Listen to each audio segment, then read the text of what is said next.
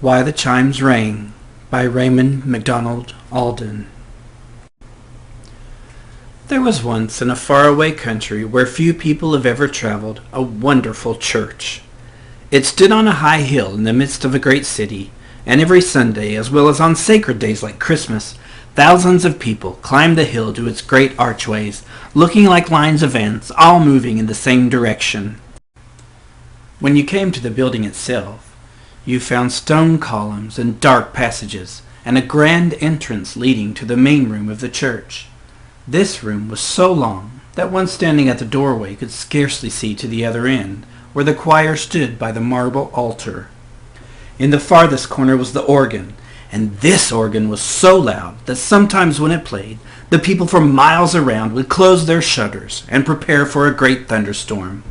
Altogether, no such church as this was ever seen before, especially when it was lighted up for some festival and crowded with people, young and old. But the strangest thing about the whole building was the wonderful chime of bells. At one corner of the church was a great gray tower, with ivy growing over it as far up as one could see. I say as far as one could see because the tower was quite great enough to fit the great church, and it rose so far into the sky that it was only in fair weather that anyone claimed to be able to see the top. Even then, one could not be certain that it was in sight. Up and up climbed the stones and the ivy, and as the men who built the church had been dead for hundreds of years, everyone had forgotten how high the tower was supposed to be. Now all the people knew that at the top of the tower was a chime of Christmas bells. They had hung there ever since the church had been built, and were the most beautiful bells in the world. Some thought it was because a great musician had cast them and arranged them in their place. Others said it was because of the great height, which reached up where the air was clearest and purest. However that might be, no one who had ever heard the chimes denied that they were the sweetest in the world. Some described them as sounding like angels far up in the sky. Others as sounding like strange winds singing through the trees. But the fact was that no one had heard them for years and years.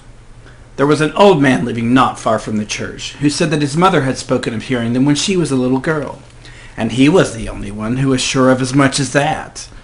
They were Christmas chimes, you see, and they were not meant to be played by men or on common days.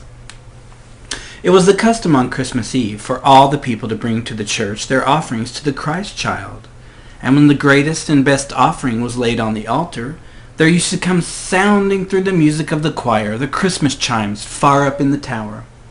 Some said that the wind rang them, and others that they were so high that the angels could set them swinging, but for many long years they had never been heard. It was said that the people had been growing less careful of their gifts for the Christ child, and that no offering was brought great enough to deserve the music of the chimes. Every Christmas Eve, the rich people still crowded to the altar, each one trying to bring some better gift than any other, without giving anything that he wanted for himself. And the church was crowded with those who thought that perhaps the wonderful bells might be heard again. But although the service was splendid and the offerings plenty, only the roar of the wind could be heard far up in the stone tower. Now, a number of miles from the city, in a little country village, where nothing could be seen of the great church but glimpses of the tower when the weather was fine, lived a boy named Pedro and his little brother. They knew very little about the Christmas chimes, but they had heard of the service in the church on Christmas Eve and had a secret plan which they had often talked over when by themselves, to go to see the beautiful celebration. "Nobody can guess, little brother," Pedro would say, "all the fine things there are to see and hear, and I have even heard it said that the Christ child sometimes comes down to bless the service. What if we could see him?" The day before Christmas was bitterly cold, and a few lonely snowflakes flying in the air, and a hard white crust on the ground. Sure enough, Pedro and little brother were able to slip quietly away early in the afternoon, and although the walking was hard in the frosty air, before nightfall they had trudged so far, hand in hand, that they saw the lights of the big city just ahead of them. Indeed, they were about to enter one of the great gates in the wall that surrounded it, when they saw something dark on the snow near their path, and stepped aside to look at it. It was a poor woman, who had fallen just outside the city, too sick and tired to get in where she might have found shelter. The soft snow made of a drift a sort of pillow for her, and she would soon be so sound asleep in the wintry air that no one could ever waken her again. All this Pedro saw in a moment, and he knelt down beside her and tried to rouse her, even tugging at her arm a little, as though he would have tried to carry her away. He turned her face toward him so that he could rub some of the snow on it, and when he had looked at her silently a moment, he stood up again and said, "It's no use, little brother. You will have to go on alone." "Alone?" cried little brother. "And you not see the Christmas festival?"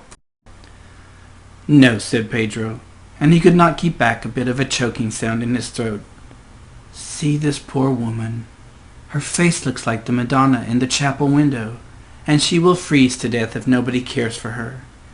Everyone has gone to the church now, but when you come back, you can bring someone to help her.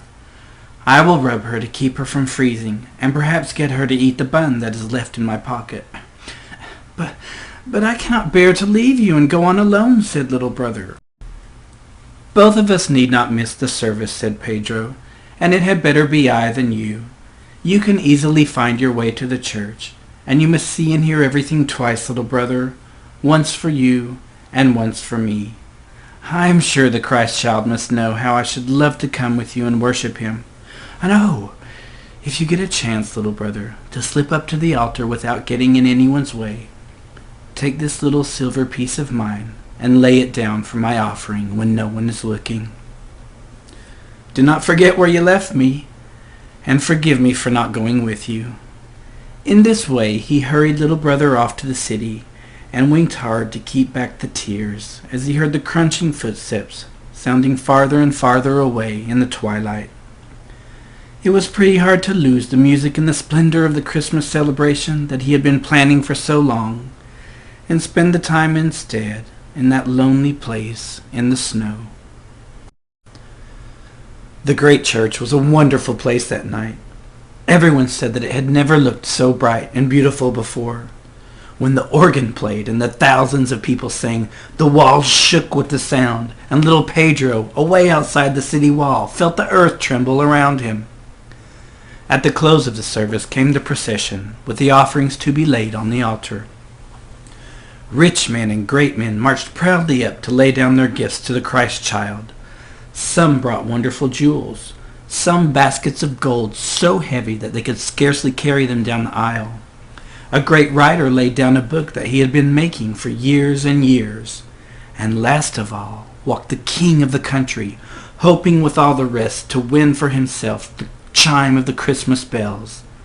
There went a great murmur through the church as the people saw the king take from his head the royal crown, all set with precious stones, and lay it gleaming on the altar as his offering to the Holy Child.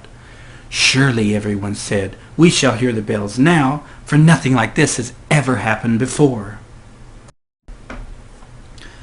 But still only the cold old wind was heard in the tower, and the people shook their heads, and some of them said, as they had before, that they never really believed the story of the chimes, and doubted if they ever rang at all. The procession was over, and the choir began the closing hymn. Suddenly, the organist stopped playing as though he'd been shot, and everyone looked at the old minister, who was standing by the altar, holding up his hand for silence. Not a sound could be heard from anyone in the church, but as all the people strained their ears to listen, there came softly, but distinctly, swinging through the air, the sounds of the chimes in the tower. So far away, and yet so clear the music seemed, so much sweeter were the notes than anything that had been heard before, rising and falling away up there in the sky, that the people in the church sat for a moment, as still as though something held each of them by the shoulders. Then they all stood up together and stared straight at the altar to see what great gift had awakened the long silent bells. But all the nearest of them saw was the childish figure of little brother, who had crept softly down the aisle when no one was looking, and had laid Pedro's little piece of silver on the altar.